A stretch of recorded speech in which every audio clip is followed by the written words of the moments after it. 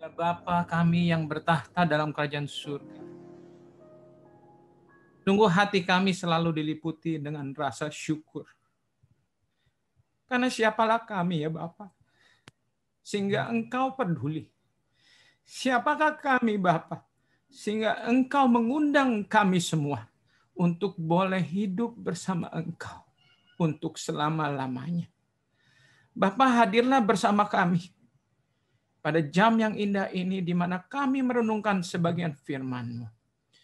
Biarlah kiranya hati kami semakin mencintai Engkau dengan setulus hati kami. Dan ini boleh menjadi berkat bagi kami, kemuliaan bagi Engkau. Di dalam nama Tuhan Yesus kami berdoa dan mengucap syukur. Amin. Boleh saya share screen ya? Oke. Selamat sahabat semuanya. Terima kasih telah bergabung. Saudara adalah bagian dari doa saya.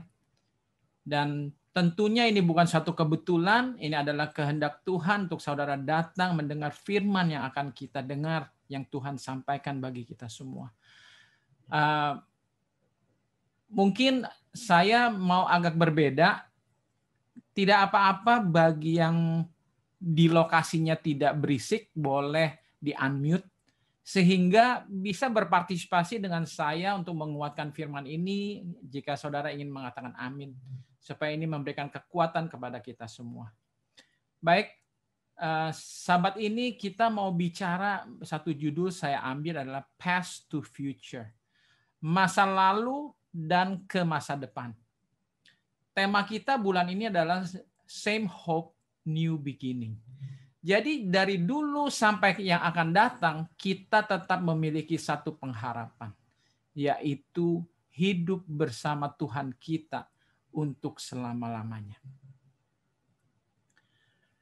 Saya menggunakan judul ini untuk membawa pekabaran yang tentunya sangat penting karena ini menjadi tujuan akhir daripada kita sebagai anak-anak Tuhan, yaitu kedatangan Tuhan Yesus yang kedua kali.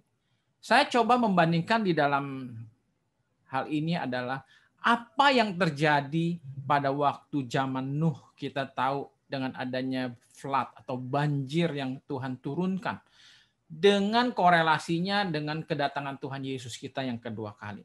Di dalam Matius 24 ayat yang ke-37, di situ dikatakan, as it was in the days of Noah, so it will be at the coming of the Son of Man.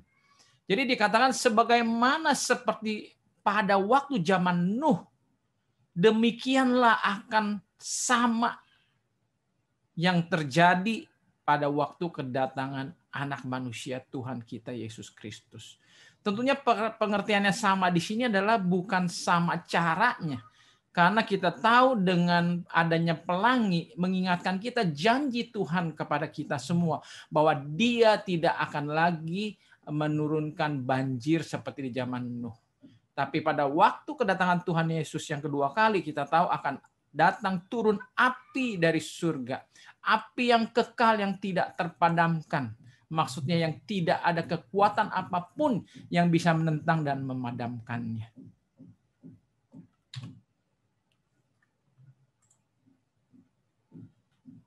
Baik. Coba kita membandingkan kesamaan antara Noah flood dan second coming. Yang pertama, it is an invitation for everyone with no force as a free will. Jadi maksudnya adalah bahwa itu merupakan sebuah undangan kepada siapa saja, tidak dengan paksaan, tetapi sebagai kehendak masing-masing pribadi. Jadi kedatangan Tuhan Yesus yang kedua kali juga bukan paksaan. Jadi saudara, kita sebagai anak Tuhan jangan salah mengerti kalau kita pikir bahwa api neraka itu menjadi suatu yang mengancam, yang menakutkan kepada saya dan saudara sehingga akhirnya kita mau ikut Tuhan dengan secara paksa. Dan saya pernah di khotbah sebelumnya menjelaskan secara singkat bahwa api neraka itu tidak benar. dengan pengertian kebanyakan anak-anak Tuhan bahwa itu adalah api yang kekal yang akan membakar untuk selama-lamanya. Karena Tuhan kita itu maha kasih. Tidak mungkin Tuhan itu tega. Saudara saja dan saya sebagai orang tua yang jahat dan berdosa, kita tidak tega untuk menghukum, membuat anak-anak kita menderita dalam waktu yang lama. Oleh karena itu api neraka itu kita sudah tahu bahwa itu adalah api yang tidak terpadamkan, dalam pengertian bukan tidak akan pernah padam, tetapi tidak bisa dipadamkan oleh kuasa manapun di dunia ini. The fact was very sad. Jadi invitation, tapi faktanya sangat menyedihkan. Bahwa hanya 8 orang, yaitu keluarga Nuh saja, yang memutuskan akhirnya untuk menerima undangan tersebut. Tentunya kita lihat bahwa Noah sebagai seorang tua juga tidak bisa memaksa istrinya sebagai suami.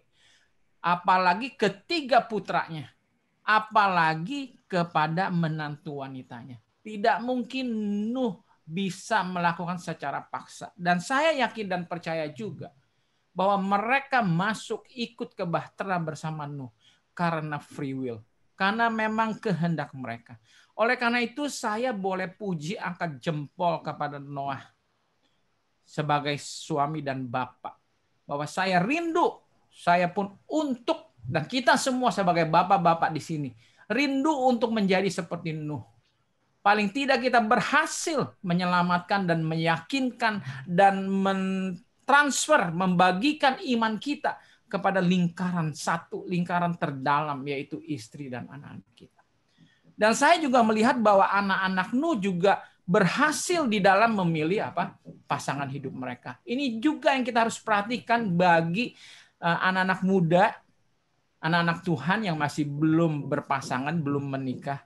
Bahwa tujuan kita mencari pasangan hidup adalah bukan yang hal tujuan lain, tetapi hanya satu tujuan, yaitu untuk mencari partner yang bisa saling menguatkan, yang mempunyai satu visi dan misi, hanya untuk masuk ke dalam kerajaan surga, untuk hidup kekal di dunia baru bersama Tuhan. Dan saya rindu untuk anak-anak saya, masih ada 2 yang masih belum mempunyai pasangan hidup, untuk tidak salah memilih akan pasangan hidup mereka. Karena saya rindu seperti Nuh, satu bahtera keluarga saya masuk ke dalam kerajaan surga. Semoga saudara aminkan ini bagi kita masing-masing. Dan yang kedua kita lihat dalam peristiwa Nuh ini, Tuhan itu begitu panjang sabar menurut saya.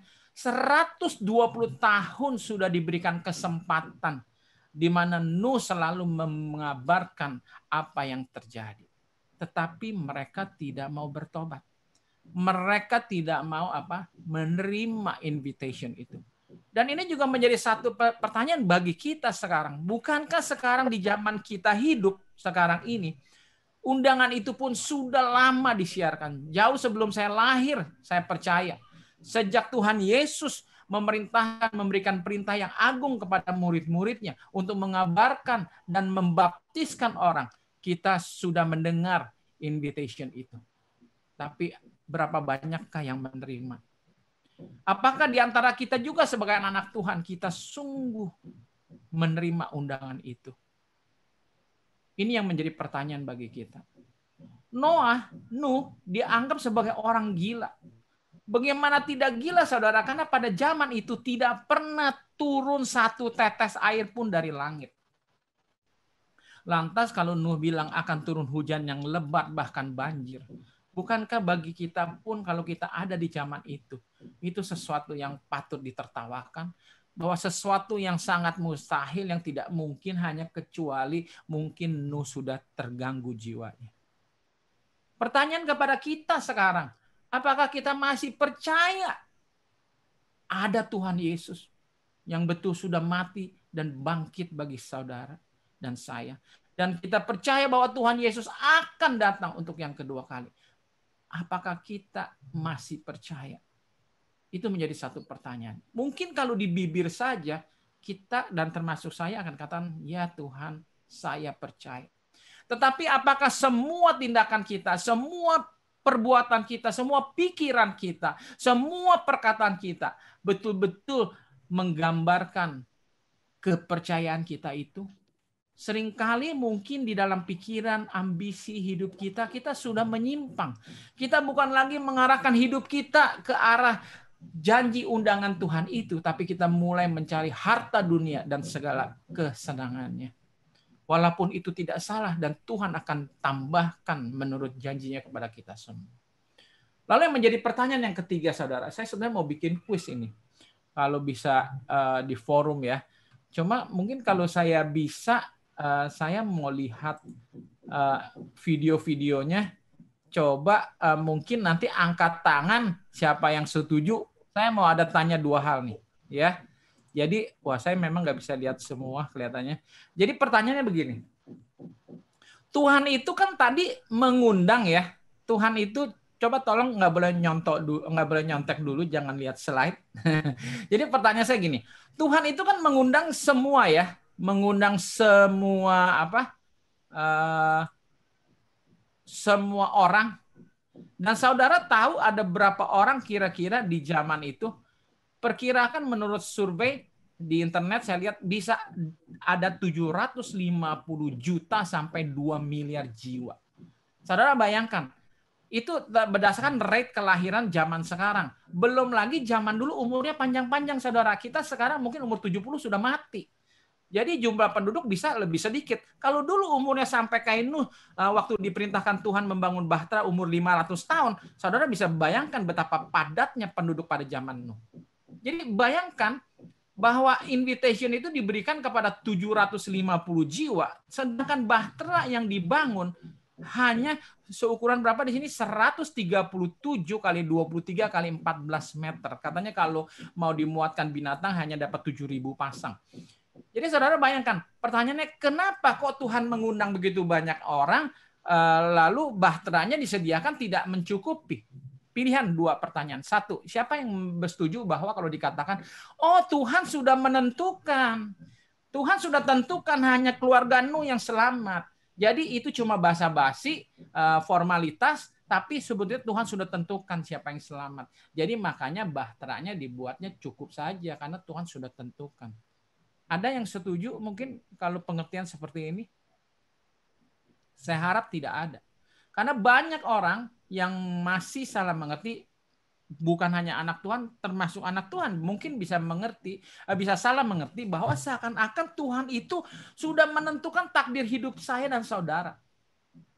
Oh, kenapa saya hidup susah sekarang? Ya, sudahlah, memang Tuhan sudah takdirkan. Kenapa saya kok hidup begini? Oh, sudahlah, Tuhan sudah takdirkan. Saudara, Tuhan tidak pernah menakdirkan hal yang buruk. Saudara, kita sebagai anak-anak Tuhan harus yakini itu. Tuhan dalam 2 Petrus 3 ayat yang ke-9 dibilang, Tuhan tidak lalai dalam janji kedatangannya. Karena Tuhan ingin semua selamat. Jadi takdir Tuhan sebetulnya adalah maunya kita semua diselamatkan. Saudara harus aminkan itu. Lalu pertanyaannya, kenapa bahteranya cuma sekecil itu? Ini menjadi satu bukti bagi kita yang masih meragukan bahwa Tuhan itu maha tahu, saudara. Tuhan tahu apakah Tika akan selamat atau tidak. Tuhan tahu apakah Stanley akan selamat atau tidak. Tuhan tahu saudara Purwa akan selamat atau tidak. Saudara, kita tidak perlu ragukan kemahatauan itu. Tetapi Tuhan tidak pernah menentukan. Itu yang saya harus pastikan saudara mengerti. Tuhan tahu, tetapi Tuhan tidak menentukan.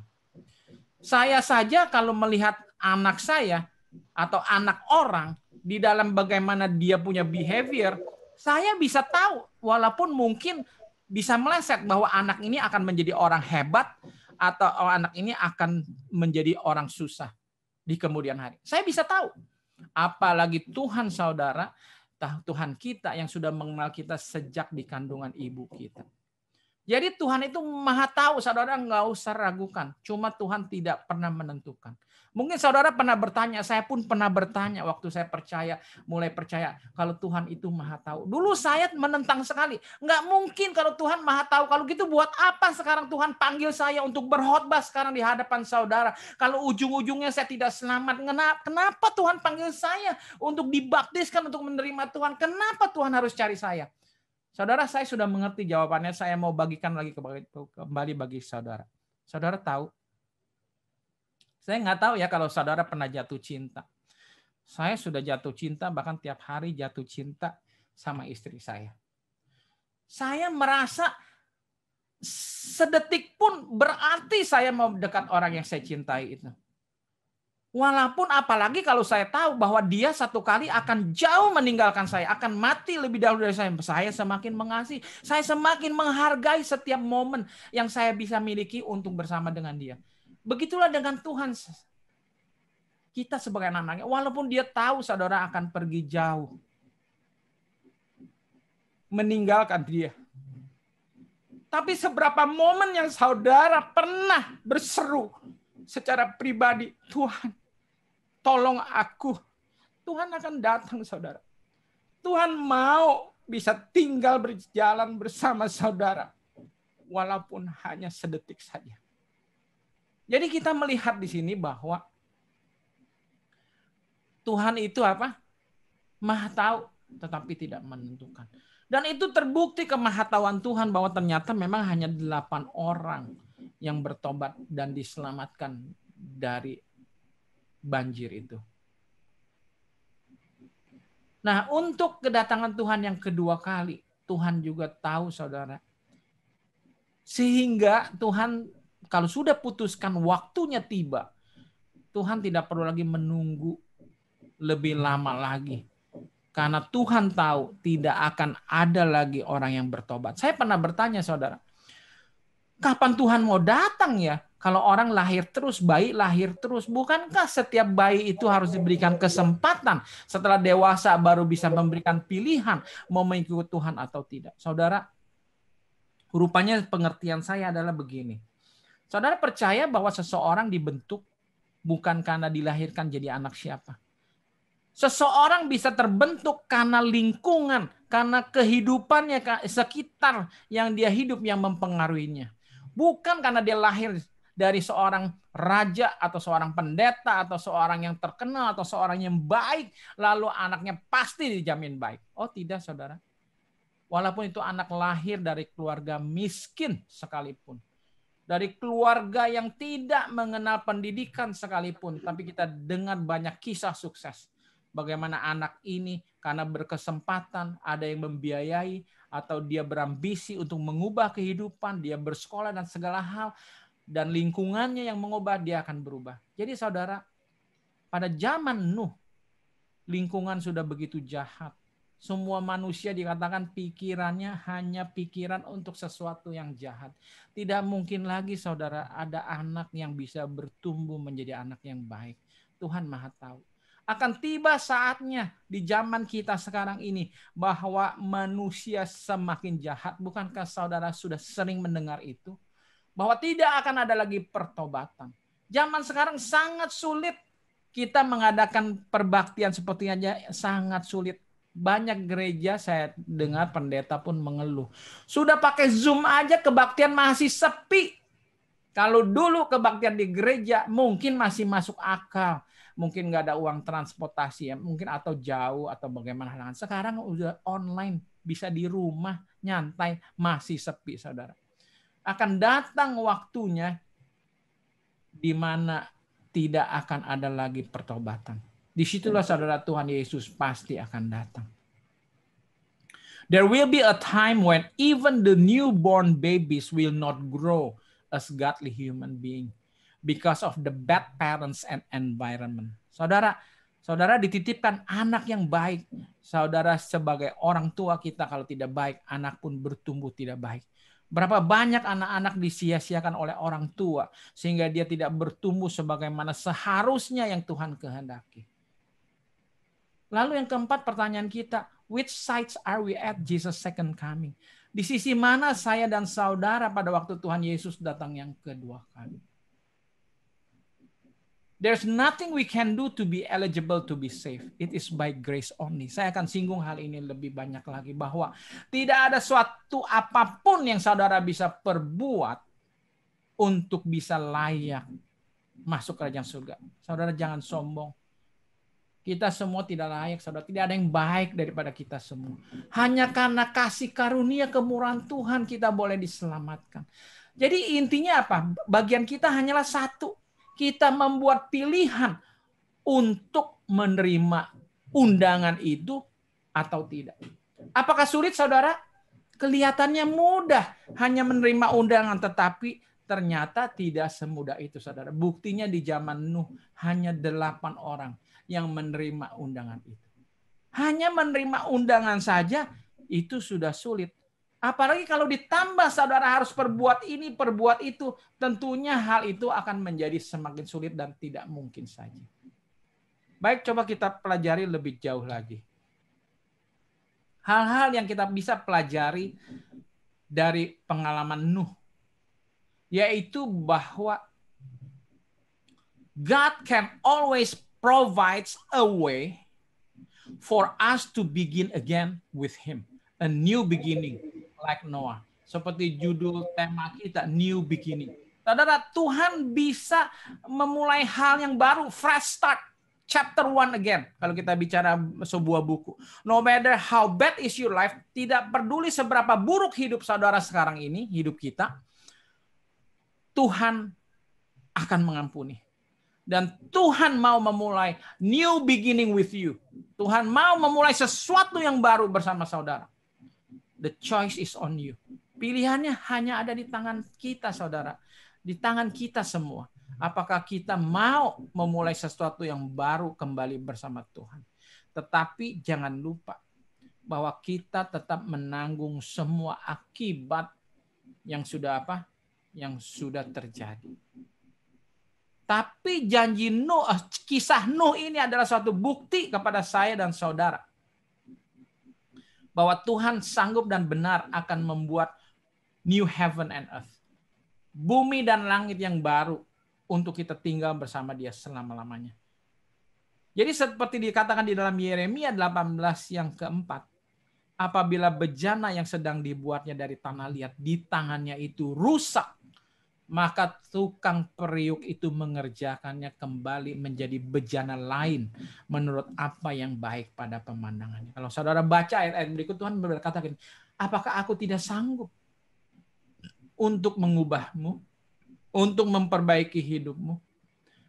Tapi memang kalau tadinya mungkin saudara awalnya Tuhan rencanakan menjadikan saudara sebagai satu pot yang tinggi, yang megah. Tapi karena kelalaian kita di dalam hidup ini, akhirnya kita mungkin hanya bisa menjadi sebuah piring sambal kecil atau piring kecap asin, saudara. Tapi saya puji Tuhan, saya puji syukur. Walaupun dalam bentuk yang terhina sekalipun, asalkan itu dibentuk sesuai dengan kehendak dan menjadi kemuliaan bagi Tuhan. Saudara boleh aminkan itu.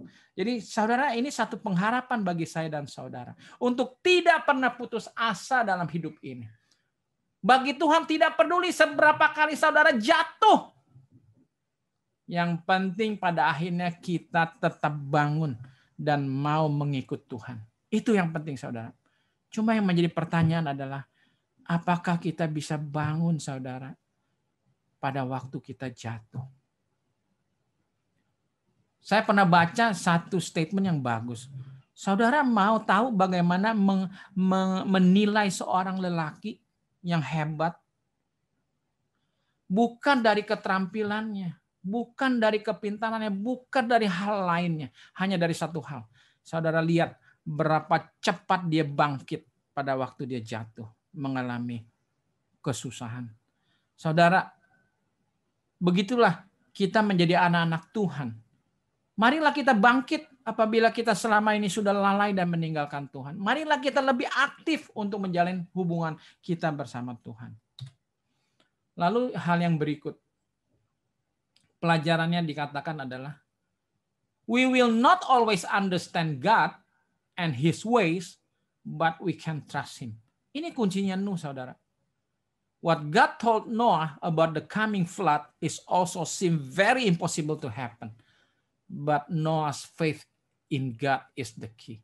Di dalam Yesaya 55 ayat 8 sampai 9 sudah dikatakan, we are reminded that God says, for my thoughts are not your thoughts, neither are your ways my ways, declares the Lord. As the heavens are higher than the earth, so are my ways higher than your ways, and my thoughts than your thoughts. Jadi dikatakan pikiran Tuhan bukan pikiran saudara, bukan pikiran Tuhan.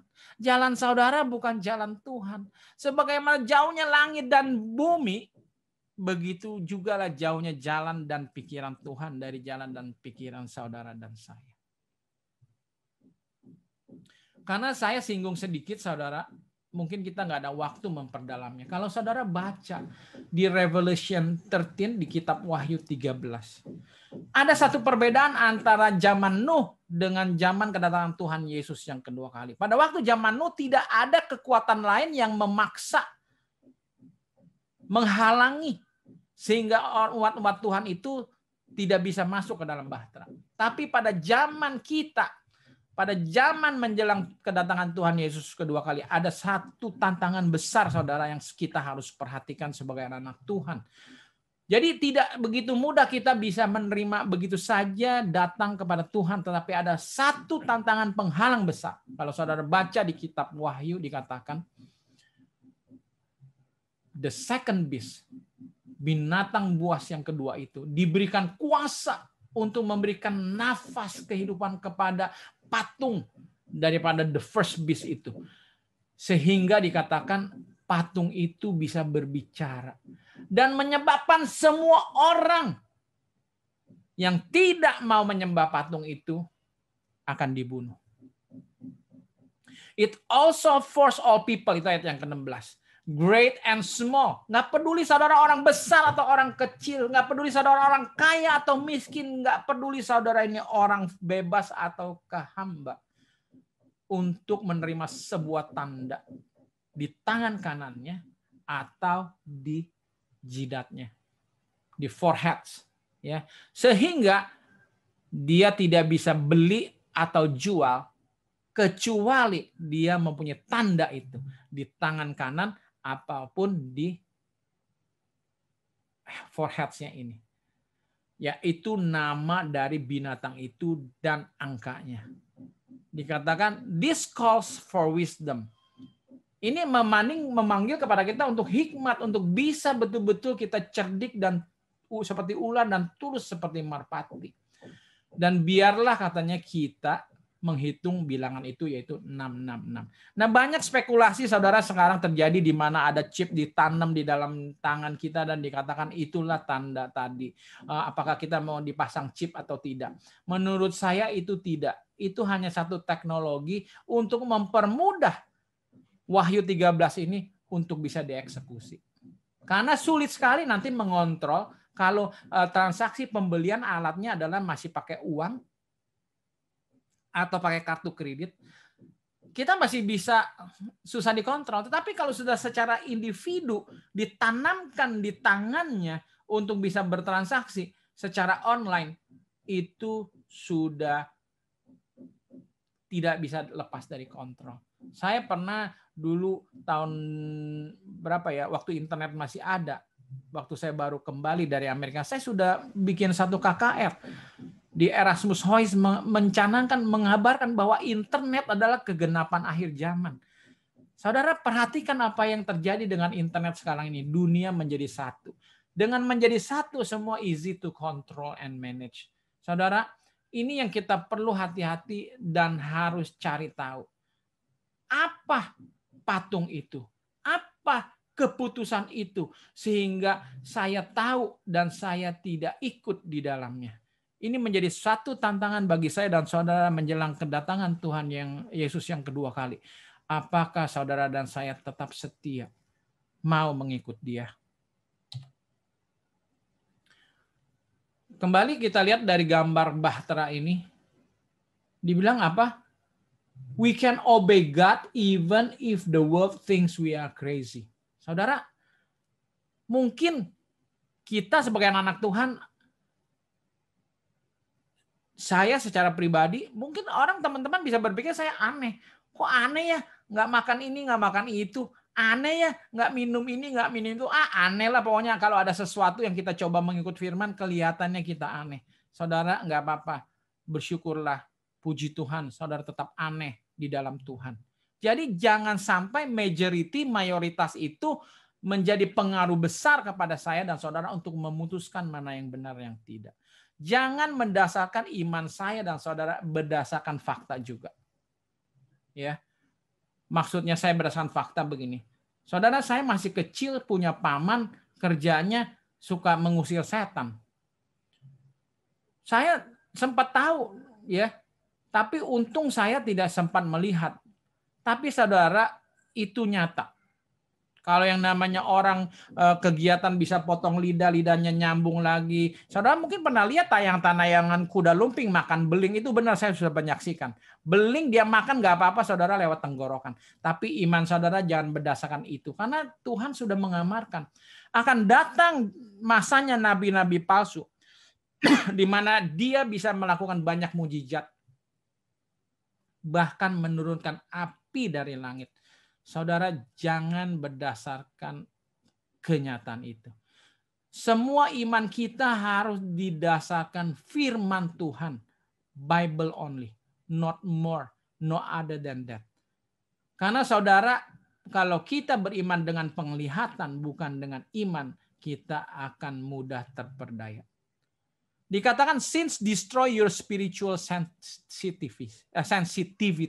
Jadi dosa saudara, itu merusak sensitivitas kita secara spiritual untuk bisa mengenal suara Tuhan. Bahkan untuk bisa menerima undangan Tuhan. Saudara, kalau perhatikan, ini binatang-binatang di sebelah gambar di kiri, dikatakan dalam firman bahwa menjelang sebelum pintu bahtera itu ditutup, semua orang menyaksikan peristiwa yang aneh. Di mana binatang dengan teratur sepasang-sepasang datang berjalan masuk ke dalam bahtera. Wah, buat saya yang sekarang masih peka, buat saudara di sini yang masih peka, saudara langsung bertobat pasti. Karena ini suatu mujizat yang luar biasa. Tetapi mereka tertawa. Mereka tidak bertobat. Kenapa saudara? Sudah mati kesensitivitasan iman mereka. Saudara, oleh karena itu kita jangan main-mainkan dosa dalam hidup kita. Tuhan tidak melarang.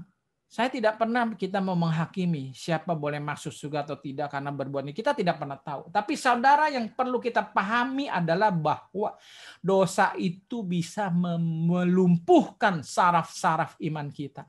Sehingga kita tidak lagi peka mendengar pekabaran. Kita tidak pernah lagi merasa bersalah, bahkan mau bertobat dan kembali ke jalan yang benar.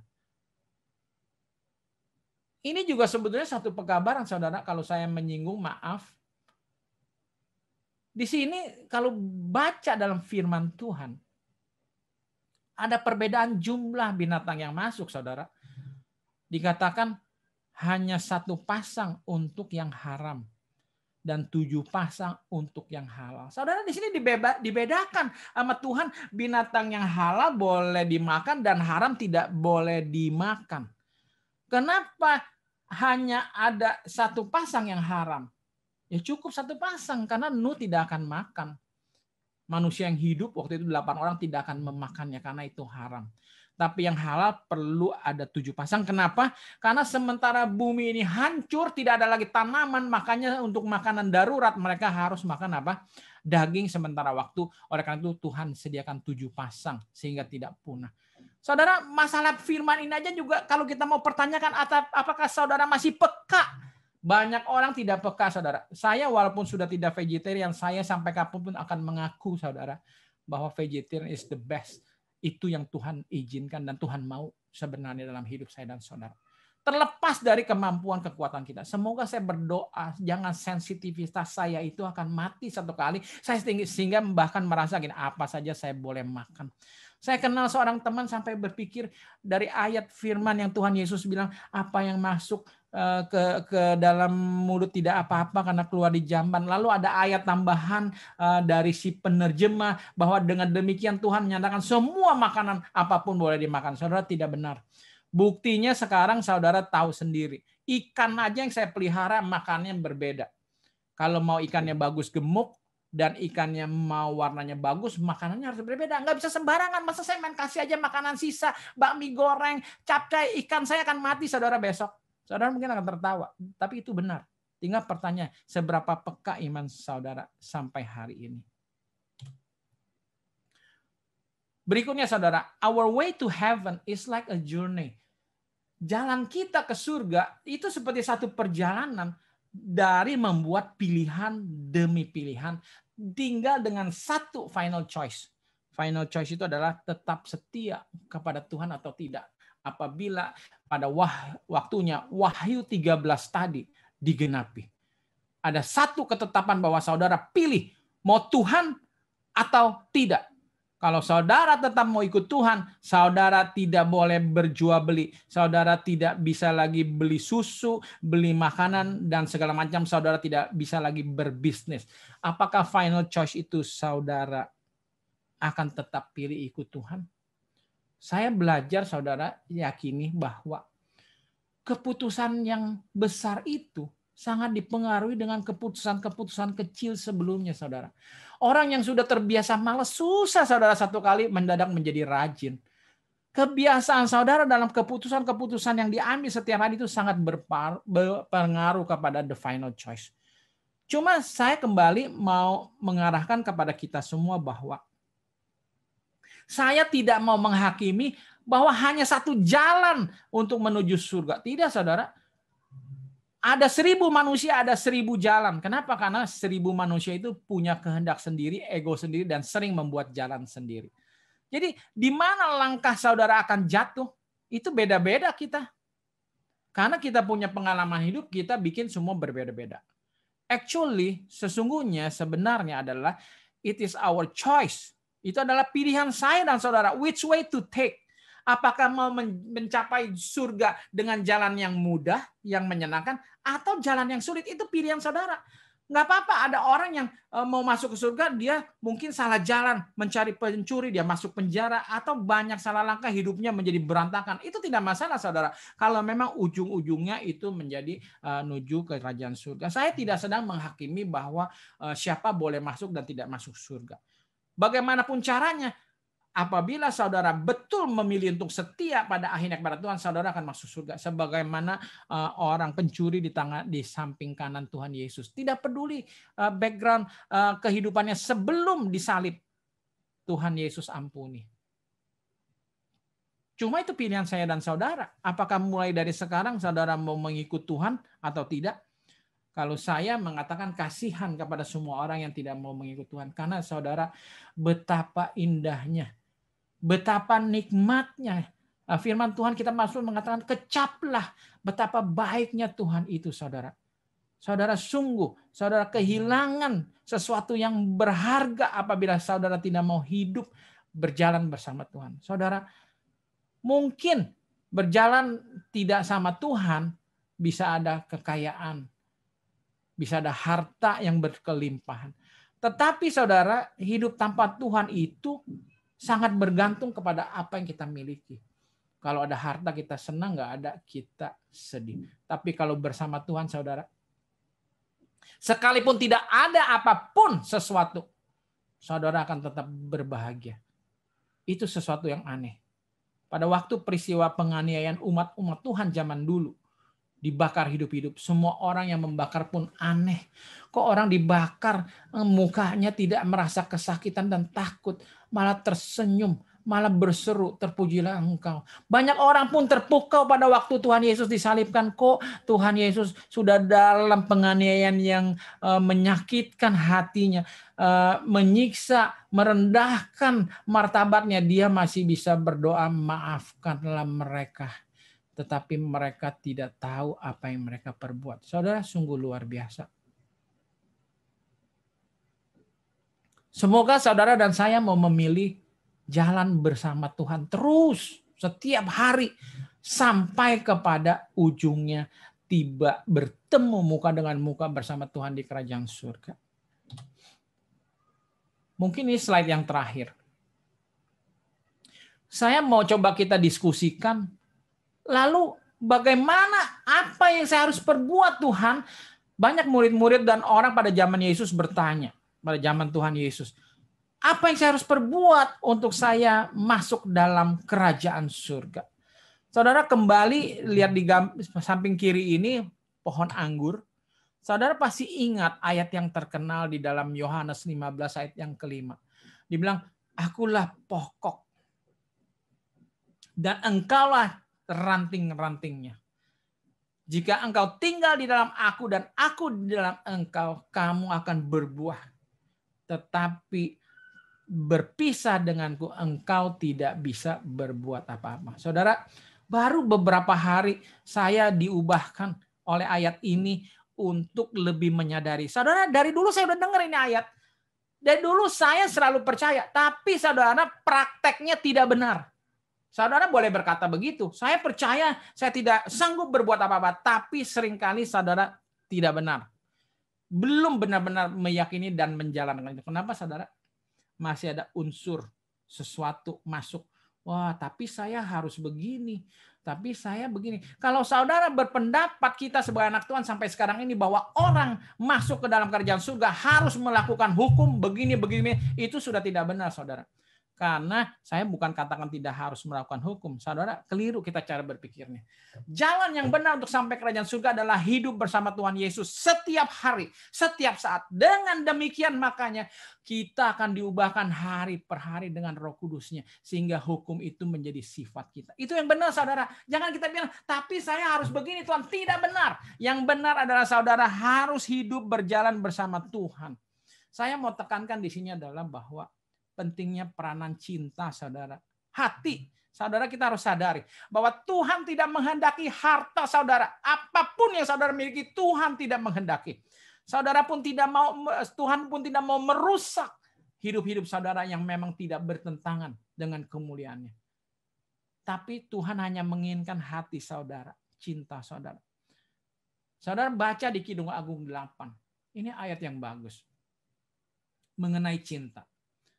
Taruhlah aku seperti meterai pada hatimu, seperti meterai pada lenganmu. Karena cinta itu kuat seperti maut. Kegairahan gigih seperti dunia orang mati. Nyalanya adalah nyala api seperti nyala api Tuhan. Air yang banyak, ayat yang ke-7. Air yang banyak tak dapat memadamkan cinta. Sungai-sungai tak dapat menghanyutkannya. Sekalipun orang memberi segala harta benda rumahnya untuk cinta, namun ia pasti akan dihina. Saudara, stop di situ dulu. Atau terlanjur saudara sudah bisa baca di situ. Apakah benar, bukankah benar kalau kita menjadi tidak setia kepada pasangan hidup kita? Itu karena kita mulai mengasihi diri kita lebih daripada dia, daripada pasangan kita. Sehingga kita tidak lagi memikirkan apakah hal yang kita lakukan menyakiti hatinya atau tidak. Coba saudara renungkan. Bahwa memang benar saudara tidak perlu ragukan bahwa hanya cinta satu-satunya jawaban untuk saya dan saudara bisa tetap setia kepada Tuhan. Saudara, jelas di sini dikatakan bahwa cinta kuat seperti maut. Hanya cinta saudara yang bisa mengalahkan maut. Anehnya kalau saudara ada cinta, saudara tidak takut dengan maut seperti apapun. Kalau saudara bilang, enggak, saya masih takut kalau saya punya kekasih dulu, istri saya misalkan terjerat di dalam rumah terbakar api, saya masih takut. Lebih baik saya nggak usah masuk dan saya pergi aja menyelamatkan diri. Itu tandanya saudara tidak cinta kepada istri saudara. Titik. Kalau saudara benar cinta kepada istri saudara, kepada anak-anak saudara, tidak ada apapun yang saudara tidak bisa lakukan dan korbankan selama masih bisa. Saudara harus aminkan itu dan harus terima itu. Memang cinta, Tuhan sendiri katakan, cinta itu kegairahannya gigih, nyalanya itu seperti api Tuhan, saudara. Tidak terpadamkan.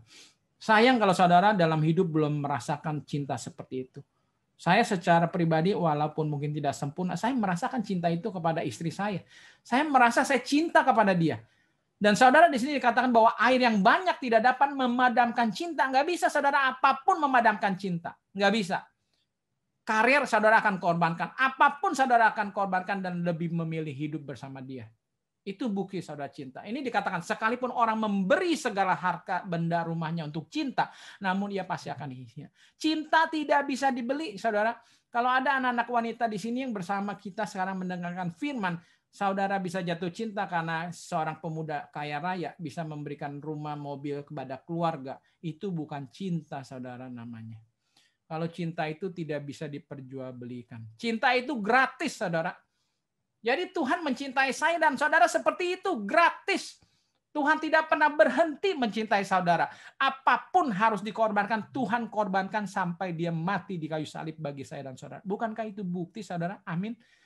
Dan hal yang sama saudara akan berbuat seperti itu. Cinta saudara juga demikian.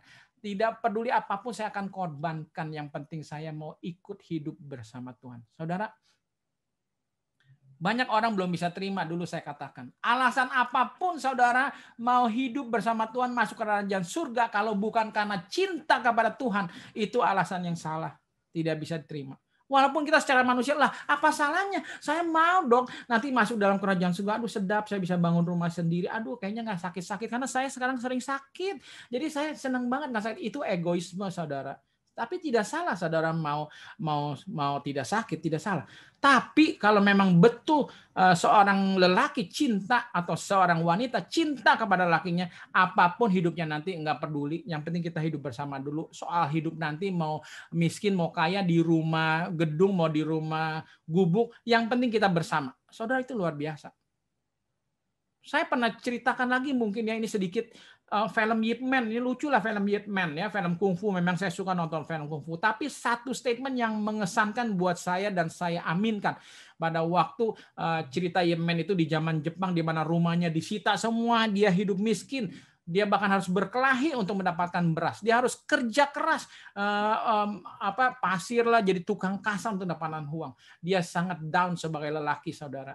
Dan pada waktu dia duduk sambil membantu mencuci piring istrinya tahu. Lalu istri cuma berkata gini, nggak penting semuanya, nggak apa-apa. Yang penting asal ada kamu. Saudara, itu luar biasa itu statement. Kalau istri saya bilang begitu, itu sudah nggak usah diragukan. Dia cinta sama saya. Nggak peduli Purwa, nggak dikasih makan, nggak ada apa-apa, nggak apa-apa. Yang penting asal ada kamu bersama saya. Saudara, Tuhan juga begitu bagi saya dan saudara. Tidak penting yang lain-lain, yang penting asal ada kamu. Saudara, begitu juga. Tidak penting kita hidup kekal bersama Tuhan, apakah nanti ada ranjang yang empuk atau tidak. Tidak penting. Yang penting ada Tuhan bersama kita. Saudara harus aminkan itu. Saya kasih gambar, ini seorang toddler, saudara. How does a toddler make a choice of whom to hold him or her? Saya kebetulan punya cucu yang masih ada toddler. Dan lucunya, ini cucu kok jadi bisa mau dekat sama saya gitu. Mau gendong. Melihat saya sudah pengen minta digendong, saudara. Itu kenapa? Karena dia tetap memilih yang dia sukai. Karena kedekatannya. Saudara, kita harus menjadi seperti toddler ini kepada Tuhan. Bahwa kita rindu selalu dekat dengan dia. Kita tidak mau memilih orang lain. Hanya mau dipeluk, digendong, dituntun oleh Tuhan kita. Yesus Kristus. Saudara, ini satu pelajaran buat kita bahwa kuncinya apa, saudara? Pertanyaannya, will you choose God if He is a stranger to you? Apakah kita akan pilih Tuhan kita kalau Tuhan itu sebagai orang asing? Apakah toddler ini atau cucu saya akan memilih saya kalau saya menjadi orang asing bagi dia? Nggak pernah ketemu, nggak pernah menengok, nggak pernah mau memeluk, nggak pernah mau bermain. Apakah dia akan memilih saya, saudara? If you are not close to Him. Jika kita tidak dekat dengan Tuhan, padahal Tuhan selalu dekat. Selalu mau dekat dengan kita. Kalau kita tidak dekat dan mengenal dia, apakah saudara akan pilih dia? Itu menjadi satu pertanyaan besar. Itu menjadi satu pertanyaan besar. Jadi saudara ingat, saya tekankan lagi, bahwa Tidak ada agama sebetulnya di bumi ini. Yang ada adalah hubungan. Agama itu maksudnya adalah relationship. Jadi yang terutama saudara adalah menjalin hubungan pribadi bersama Tuhan. Tidak ada yang benar selain Tuhan Yesus, saudara, di dalam hidup ini. Jadi hanya itu satu-satunya kunci bagi kita untuk bisa hidup kekal bersama Tuhan adalah apabila saudara mempunyai cinta yang kuat. Sehingga pada waktu ujian datang, sekalipun di Wahyu 13 tadi, walaupun saya tidak boleh makan, tidak boleh minum, saya harus mengorbankan segala apa yang setelah saya bangun, saya akan rela tinggalkan. Hanya karena ada cinta yang kuat kepada Tuhan, baru saudara dan saya bisa bertahan. Jadi saudara, pertanyaannya juga, untuk apa sih saudara kita masuk surga? Kalau kita nggak cinta, menderita saudara. Kalau saudara menikah dengan orang yang tidak dicintai, saudara akan menderita karena waktu lebih lama bersama pasangan hidup daripada single. Kalau nggak cinta, saudara menderita. Jadi udah lupakan saja. Kalau memang kita memang nggak cinta kepada Tuhan, ya sudah, kita tidak perlu memaksakan diri. Tapi apabila saya dan saudara mau masuk dalam kerajaan surga dan berbahagia, kita harus mulai belajar mencintai Tuhan kita dengan setulus hati kita. Dan cinta itu tidak mudah dibentuk, saudara, selain melalui hubungan secara pribadi.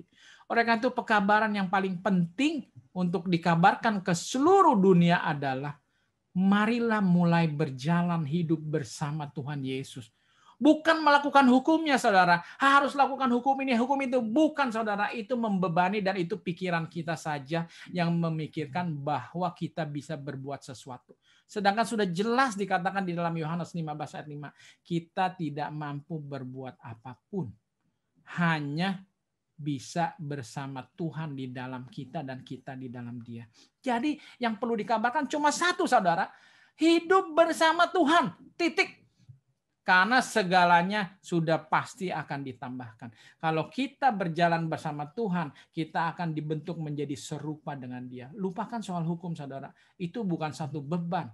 Itu satu tabiat yang akan terjadi secara alamiah, melekat di dalam kehidupan kita. Sehingga bukan lagi satu tipu muslihat atau satu kebohongan, atau orang yang suka berpura-pura, tapi semua itu dengan tulus kita mengasihi Tuhan dengan menuruti segala apa yang Dia sukai, dan kita tidak mau melukai hatinya. Saudara, sekian mungkin pekabaran kita.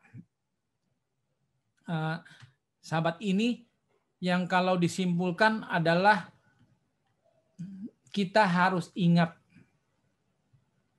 sebagai anak-anak Tuhan, hidup di bumi ini hanya untuk sementara waktu saja. Bukan untuk selamanya, saudara. Oleh karena itu ada ayat mengatakan, saya sudah selalu katakan di kitab Korintus 5 ayat 16, dibilang apa? Kalau kita sebagai anak-anak Tuhan berharap hanya kepada kehidupan di bumi ini saja kepada Tuhan, saudara adalah anak-anak Tuhan yang sangat malang. Manusia yang paling malang di muka bumi ini. Kita harus berharap kepada Tuhan masa depan yang Tuhan sediakan, hidup kekal. Kalau saudara sekarang masih mau menyombong kepada orang bahwa saudara diberkati karena memiliki rumah mewah, harta, saudara sangat dikasihani, saudara sangat malang. Karena banyak orang-orang yang tidak kenal Tuhan, kekayaannya lebih jauh melimpahi yang saudara miliki. Kalau gitu apa saudara yang bisa dibanggakan harta yang terbesar? Harta yang terbesar adalah karena kita memiliki Yesus Kristus. Harapan yang sama. Dan saya mengundang kepada kita untuk mulai new beginning, saudara. Mulailah kita rendahkan hati. Kalau sekarang kita jarang berdoa, selalu saudara kita berdoa di setiap keputusan yang kita mau ambil. Minta Tuhan tuntun dalam hidup kita. Marilah kita berjalan hidup bersama Tuhan. Maka niscaya Tuhan akan mengubahkan saudara. Kalau orang bertanya kepada saya harus berbuat apa sih kalau begini-begini? Jawaban yang paling tepat, saudara, saya dan saudara kasih jawaban ke setiap orang. Tanyakan kepada Tuhan. Berjalanlah bersama Tuhan. Maka jawaban itu saudara akan terima. Saudara akan peroleh dengan sendirinya. Karena saudara jangan sok pinter. Saudara sok tahu, oh kamu harus begini, harus begini. Saudara, jalan itu hidup sangat kompleks. Hanya Tuhan kita yang maha tahu dan maha bijaksana. Orang itu marilah kita mengajak orang semua, kita semua untuk apa? Menjalin hubungan lebih erat bersama Tuhan. It's a new beginning. Di tahun yang baru ini, marilah kita ubah kebiasaan kita untuk benar-benar kita apa? Walking with God, walking with Jesus all the way. Walking in the sunshine ataupun walking in the dibilang in the darkness, di dalam segala kesulitan. Dan ini kita sudah ingatkan apa yang terjadi di zaman Nuh. Saudara jangan ragu. Tuhan pasti datang untuk yang kedua kali. Mari kita start new beginning. Chapter 1 again. It's no problem. Tuhan selalu panjang sabar. Selalu mau membimbing kita, terus memulai yang baru walaupun seberapa sering kita gagal. Jangan menyerah dan jangan putus asa. Lalu hanya percaya saja saudara, tidak perlu ragu. Walaupun mungkin orang-orang di sekitar saudara berbeda. Memang kita ini manusia yang berbeda. Karena memang sempitlah jalan menuju ke surga, tapi lebarlah jalan menuju kepada kebinasaan. Peganglah teguh tetap kepercayaan iman kita, hanya tertuju kepada Tuhan saja. Dan kita harus turut Tuhan terus, walaupun kita dianggap orang-orang yang aneh di muka bumi ini. Dan ingat bahwa dosa bisa melumpuhkan saraf-saraf iman saudara. Dan biarlah kita pilih jalan yang terbaik bersama Tuhan mulai hari ini. Jangan saudara menyimpang ke kiri dan ke kanan. Melanglang buana, merantau, mengambil satu resiko. Apakah saudara masih tetap sensitif? Tetap peka iman itu? Apakah saudara masih bisa mengenal suara Tuhan apabila Tuhan memanggil? Jangan ambil resiko saudara. Pertanyaannya, kenapa sih saudara tidak mau ikut bersama Tuhan? Hanya satu penghalangnya, karena saudara tidak percaya. Saudara tidak percaya bahwa Tuhan bisa menjadi gembala yang baik, yang bahkan mengorbankan nyawanya bagi saudara dan saya. Gembala yang akan membawa saudara ke ladang yang hijau. Saudara tidak percaya. Kalau saudara percaya, saya sudah buktikan, saya bersaksi, saya berjalan bersama Tuhan, saya dituntun Tuhan setiap hari. Saya selalu bersukacita, bersyukur dan berbahagia saudara.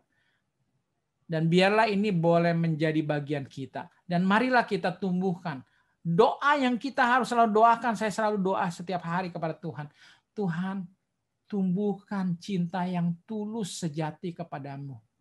Biar saya betul-betul mengasihimu dengan sepenuh hati dan setulus hati. Bukan karena mau sesuatu daripadamu. Bukan karena mau berkatmu. Tetapi saya mau mengasihimu. Saya mau membahagiakanmu sebagaimana orang yang mengasihi seseorang ingin berbuat.